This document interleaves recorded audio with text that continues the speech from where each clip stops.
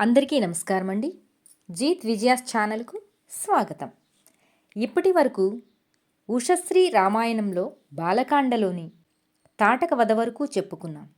ఇప్పుడు రెండవ భాగంగా మారీచ సుబాహులు, గంగావతరణం, అహల్య, ధనుర్భంగం, బ్రహ్మర్షి మొదలైన విషయాలను చెప్పుకుందాం.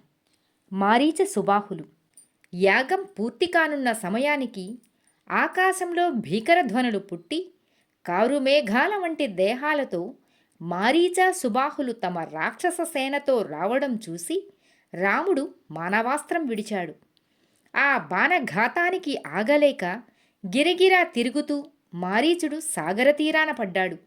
ఆవేశంతో వచ్చే సుబాహుని మీదికి ఆగ్నేయాస్త్రాన్ని విడిచి వానిని భస్మం చేసి వాయవ్యాస్త్రంతో రాక్షస సేనను దిగంతాలకు పారద్రోలాడు. విశ్వామిత్రుడు యాగం పూర్తి చేసి సంతోషంతో రామ లక్ష్మణుల శిరస్సులు నిమిరి ఆశీర్వదించాడు. అంతలో రాత్రి చీకట్లు ముసరగా విశ్రాంతి తీసుకున్నారు. తూర్పు దిక్కులో అరుణకాంతులు ప్రసరించే వేళ లేచి సాంధ్యకృత్యాలు నిర్వర్తించి రామలక్ష్మణులు విశ్వామిత్రునికి అంజలి ఘటించి నిలబడ్డారు. అప్పుడు విశ్వామిత్రుడు ఇలా చెబుతున్నాడు: రామభద్ర, మిథిలా నగరాధీశుడు జనకుడు సాగించే యాగదర్శనానికి వెడుతున్నాం. మీరు కూడా రండి. పరమశివుని ధనస్సు వారి రాజభవనంలోనే ఉంది. దానిని దేవ దానవ గరుడ గంధర్వులు కూడా ఎత్తలేరు. ఆ ధనుష్యును ఎక్కుపెట్టి బాణం సంధించాలని ఎందరో క్షత్రియ వీరులు ప్రయత్నించి నిరాశతో వెళ్ళారు. మీరు ఆ ధనుస్సును చూడాలి అని ఆశ్రమవాసులందరినీ తిలకించి బ్రహ్మర్షి, నేనింకా ఇటు రాను. హిమాలయములలో గంగా తరంగిరి ఒడ్డున తపస్సు చేసుకుంటాను. మీకందరకు శుభమగుగాక అని రామలక్ష్మణులతో ఉత్తర దిశగా ప్రయాణం ప్రారంభించాడు. ప్రొద్దుగ్రుంకుతున్న సమయానికి రోనా నదీ తీరం చేరి స్నానం చేసి సంధ్యను ఉపాసించి అగ్నిహోత్రుని అర్చించి విశ్రమించారు. విశ్వామిత్రుడు వారికి నిద్ర వచ్చే వరకు కథలు చెప్పాడు. గంగావతరణం. తెల్లవారుతూండగా విశ్వామిత్రుడు రామలక్ష్మణులను నిద్రలేపి వారితో కలిసి సంధ్యావందనాదులు నిర్వర్తించి ముందుకు సాగాడు. ఆయన వెంట దాశరథులు నడుస్తున్నారు. పవిత్ర గంగానదిని సమీపించి స్నానం చేసి పితృదేవతలకు తర్పణాలు విడిచి అగ్నిని ఆరాధించి భోజనాలు ముగించారు. అక్కడి మునులు మహర్షికి నమస్కరించి కూర్చున్నారు. అప్పుడు విశ్వామిత్రుడు రామచంద్రునితో, రామచంద్ర, ఈ పవిత్ర స్రవంతి 3 లోకాలలోనూ ప్రవహిస్తూ ఆయా లోకాల ప్రాణులను పునీతం చేస్తున్నది. హిమవంతుని పెద్ద కుమార్తె అయిన ఈమెను దేవతలు ప్రార్థించి స్వర్గలోకానికి తీసుకువెళ్లారు. ఆమెను దివు నుండి భువికి దింపినవాడు సగరుని మునిమనుమడు భగీరథుడు. ఈయన మీ సూర్యవంశ క్షత్రియుడు. సగరునికి 2 భార్యలు, కేలిని, సుమతి. చిరకాలం దాంపత్య జీవితం సాగించిన సంతానం లేక భార్యలతో హిమాలయాలకు వెళ్ళి తపోదీక్ష వహించాడు సగరుడు. ఆ తపస్సుకు మెచ్చి భృగువు ప్రత్యక్షమై, మహారాజా, నీ భార్యలలో ఒకరు వంశకర్త అయిన కుమారుని, రెండవ ఆమె 60,000 మంది పుత్రులను కంటారు అని వారిని సాగనంపాడు. కొంతకాలానికి కేలిని అసమంజసుడనే కుమారుని, సుమతి 60,000 మందిని ప్రసవించారు. సుమతి గర్భం నుండి పిండం వెలువడి అది ముక్కల ముక్కలై 60,000 మంది బయటపడ్డారు. వీరందరినీ నేతి కడవలలో ఉంచి పెంచారు. పిల్లలంతా పెరిగి పెద్దవారవుతున్నారు. అసమంజసుడు తన చేతికందన పసిపిల్లలను ఎత్తుకొని పోయి నగరం చివర నదిలో ముంచేస్తున్నాడు. ఆ వార్త విని మహారాజు వానిని దేశ బహిష్కృతుని చేశాడు. అసమంజసుని కుమారుడు అంశుమంతుడు. శాంత స్వభావంతో, దయాహృదయంతో అందరి అభిమానం అందుకుంటున్నాడు. ఆ రోజులలో సగరుడు అశ్వమేధయాగం ఆరంభించి గుర్రం వెంట అంశుమంతుని పంపాడు. ఆ గుర్రాన్ని మాయ చేసి దేవేంద్రుడు అపహరించాడు. గుర్రాన్ని వెదికి తెమ్మని 60,000 మంది కుమారులను పంపాడు మహారాజు.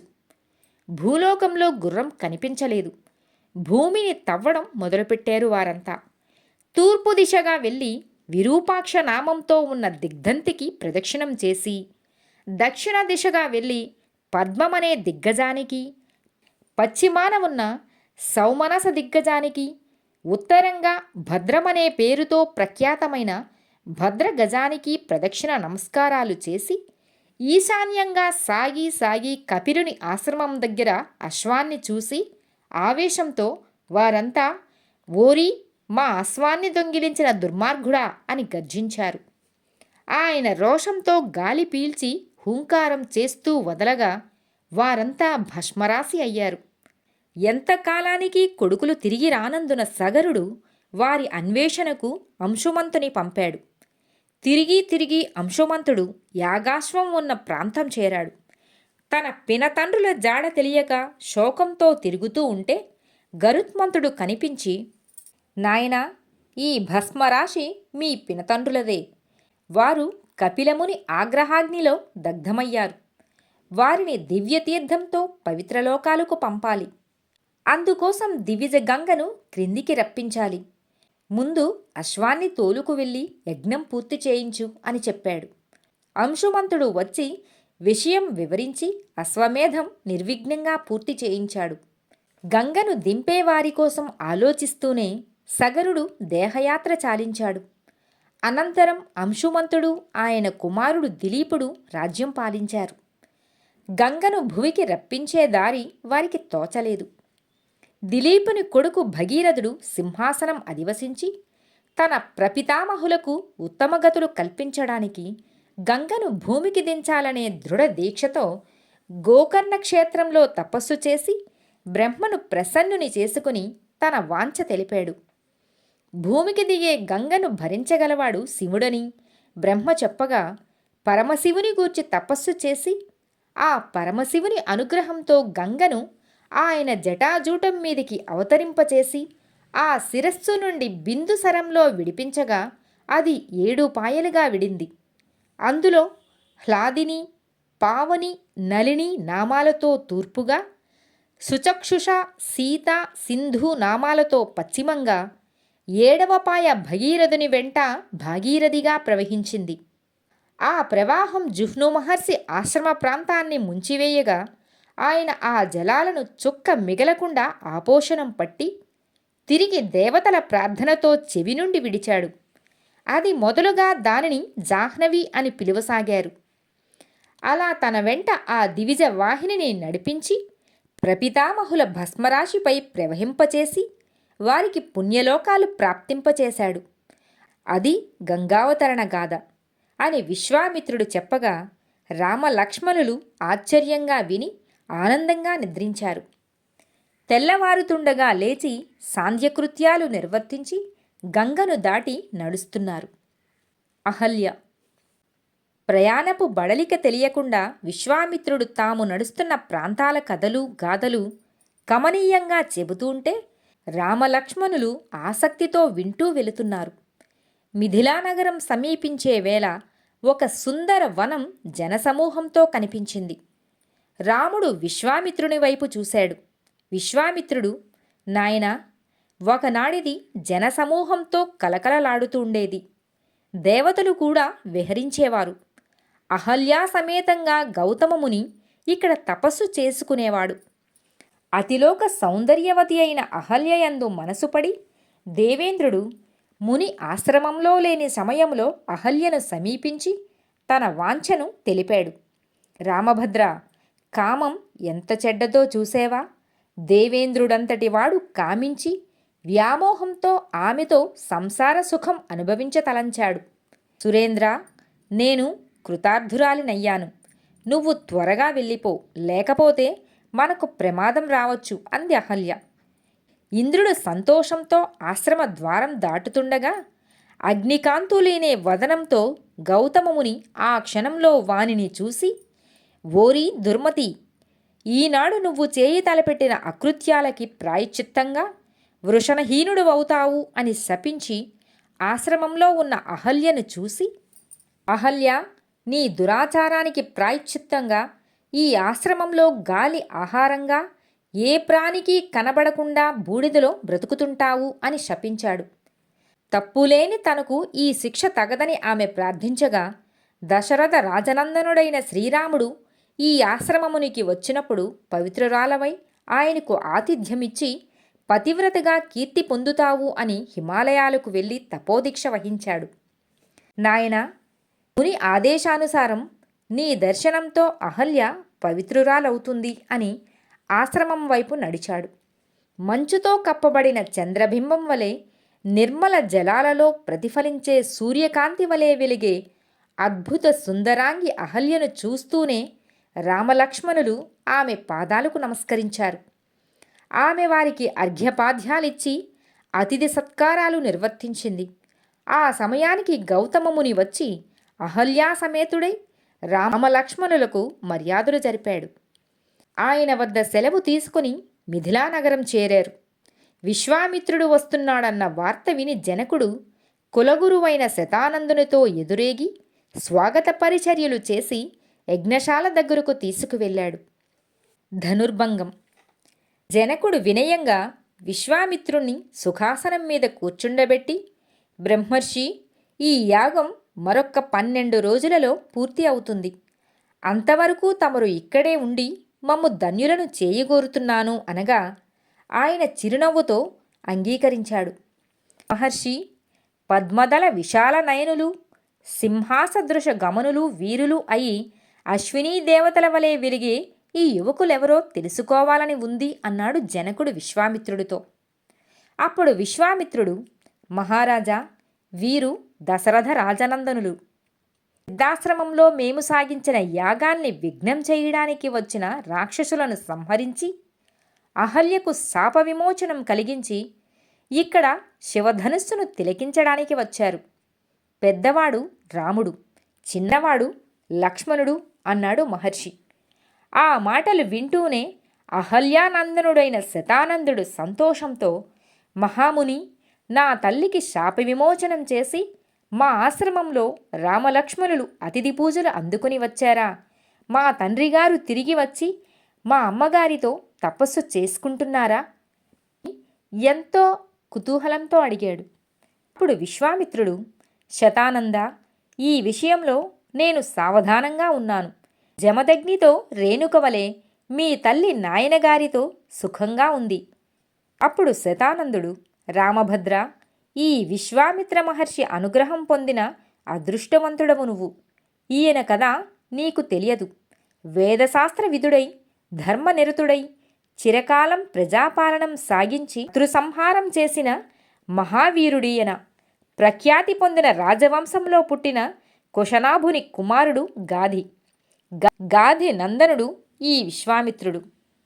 బ్రహ్మర్షి విశ్వామిత్ర. ఒకనాడు ఈయన వేటకు వెళ్ళి క్రూరమృగాలను సంహరిస్తూ వశిష్ఠుల వారి ఆశ్రమ ప్రాంతానికి వెళ్ళారు. అక్కడ ఎందరో తపస్సుల ఆశ్రమాలున్నాయి. వారందరూ కామ, క్రోధ, లోభ, మోహాలను జయించి వనాలలో లభించే ఫలమో పండుటాకో తింటూ, నిర్మల జలపానంతో వాయుభక్షణంతో తపస్సు చేసుకుంటూ జీవితాన్ని పరతత్వోపాసనతో గడుపుతున్నవారే. అంతటి పరమ పవిత్ర ప్రశాంత ఆశ్రమ పరివృతమైన వశిష్ఠ ఆశ్రమం బ్రహ్మలోకాన్ని తలపించేది.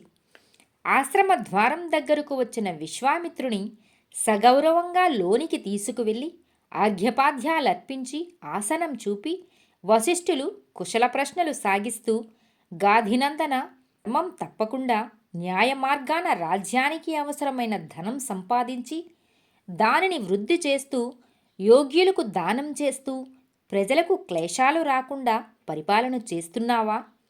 నీ సేవలో ఉండే పరిచారకులకు, సేనానివహానికి అసంతృప్తి కలగకుండా పోషిస్తూ, శత్రు సంహారానికి సక్రమంగా ఏర్పాట్లు జరుపుతున్నావా అని అడిగాడు.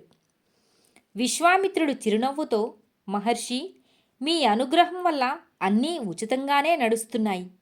అప్పుడు వశిష్ఠుడు, మహారాజా, అలసి ఉన్న నీకు మీ సేనకు భోజన భాజనాలు సమకూరుస్తాను. అప్పుడు విశ్వామిత్రుడు, బ్రహ్మర్షి, మీ మాటలే మాకు తృప్తి కలిగించాయి.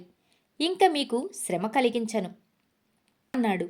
అప్పుడు వశిష్ఠుడు, నీ వంటి ధర్మపాలకునికి ఆతిథ్యం ఇవ్వడం మాకు సంతోషం అనగా, అంగీకరించాడు విశ్వామిత్రుడు.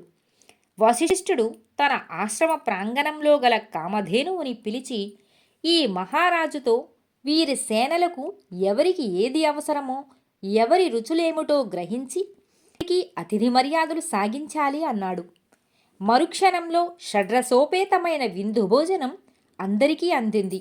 హాయిగా ఆరగించి త్రేణుస్తూ విశ్వామిత్రుడు, మహర్షి, మాకు చాలా తృప్తి కలిగింది. ఇంత సత్కారం జరిపిన గోవును మాకిచ్చి మా గోశాల నుండి 1,00,000 గోవులు తీసుకోండి అనగా వశిష్ఠుడు ఇలా చెబుతున్నాడు.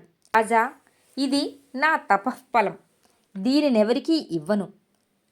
అప్పుడు విశ్వామిత్రుడు బంగారు మెడపట్టీలతో నడుము చుట్టూ సువర్ణ ఘంటలు అలంకరించి కనకమయమైన అంకుశాలతో 4,000 ఏనుగులు, తెల్లని గుర్రాలు కట్టిన 100 రథాలు, నడివయసులో ఉన్న ఆవులు మందలు ఇస్తాను. ఈ ధేనువును నా రాజధానికి పంపు అని. వశిష్ఠుడు ఇలా చెబుతున్నాడు. రాజా, ఈ గోవు నా సర్వస్వం, నా ప్రాణం, దీనిని ఎవరికీ దారపొయ్యను. విశ్వామిత్రుడు అప్పుడు ఆగ్రహంతో ఆవు మెడ త్రాడుపట్టి లాక్కు వెళుతుంటే అది విదిలించుకుని వశిష్ఠుల వారిని చేరి దీనంగా చూసింది. అప్పుడు వశిష్ఠుల వారు, ఈ రాజు బలప్రయోగం చేశాడు. నాకు వానిని ఎదిరించే శక్తి లేదు. ఆయన రాజ్యపాలకుడు కనుక మనం దండించకూడదు. చతురంగ బలాలతో ఉన్న ఆయనను మనం ఏం చెయ్యగలం? గోవు ఇట్లన్నది. బ్రహ్మర్షి, బ్రహ్మబలం ముందు క్షత్రియ శక్తి ఎందుకూ కొరగానిది. నీ బ్రహ్మబలంతో నన్ను విడిచిపెట్టు, నేనీ రాజు శక్తి చూస్తాను అని. వశిష్ఠుడు అంగీకరించాడు. ఆ గోవు అంబారవం చేసింది. ఆ ధ్వని నుండి లక్షలాది సైనికులు పుట్టి విశ్వామిత్రుని సేనలను నేలకూలుస్తుంటే ఆయన బాణవర్షంతో వారందరినీ నేలకూల్చగా హోమధేనువు మరిన్ని లక్షల సేనను ప్రభవింపచేసింది. విశ్వామిత్రుడు అస్త్రప్రయోగంతో వారిని కూడా సంహరించాడు. విశ్వామిత్రుని పుత్రులు 100 వశిష్ఠుని మీదికి ఆయుధాలతో అడుగువేయగా ఆయన ఆగ్రహంతో హోంకరించాడు. వారు భస్మమయ్యారు. అది చూసి ఆయన దీనవదనంతో వెనుదిరిగిపోయి తపస్సు ప్రారంభించాడు. పరమశివుడు ప్రత్యక్షమై వరం కోరుకోమనగా ధనుర్వేదం అంతా అనుగ్రహించమని అర్థించాడు. శివుడు అనుగ్రహించాడు. విశ్వామిత్రుడు వీరగర్వంతో వశిష్ఠుని ఆశ్రమం చేరి అస్త్రప్రయోగంతో సర్వనాశనం ఆరంభించాడు. అది చూసి వశిష్ఠుడు, విశ్వామిత్రుడవై తపోవనం నాశనం చేసిన ఫలాన్ని అనుభవిస్తావు అని సర్వ అస్త్రశక్తిని నాశనం చేసే బ్రహ్మదండాన్ని వానికెదురుగా పెట్టాడు. విశ్వామిత్రుడు ఆగ్నేయ, వారుణ, ఐంద్ర, పాశుపత, గాంధర్వ, పిశాచ, కాల, పాశాది అస్త్రాలన్నీ ప్రయోగించి ప్రయోజనం లేక బ్రహ్మాస్త్రం సంధించి విడిచాడు.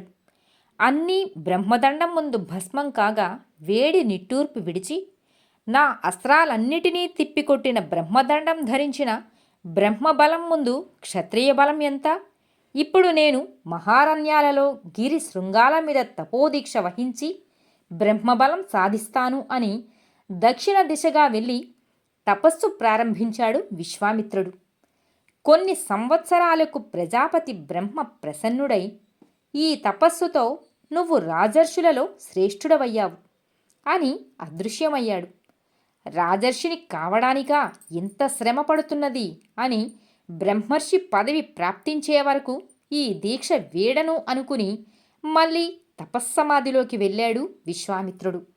ఆ రోజులలోనే ఇక్ష్వాకు వంశీయుడైన త్రిశంకువును సశరీరంగా స్వర్గానికి పంపబోగా దేవతలు నిరాకరిస్తే వారికి పరాభవంగా త్రిశంకు స్వర్గం సృష్టించి ఆగ్రహంతో వశిష్ఠుని కుమారులు 100 బూడిద చేసి సునస్సేపునికి ప్రాణదానం చేసి తిరిగి పుష్కర క్షేత్రానికి వెళ్ళి తపస్సు సాగించాడు.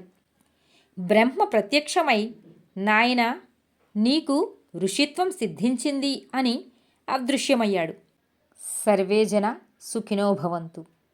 మరో భాగంతో మళ్ళీ కలుద్దాం.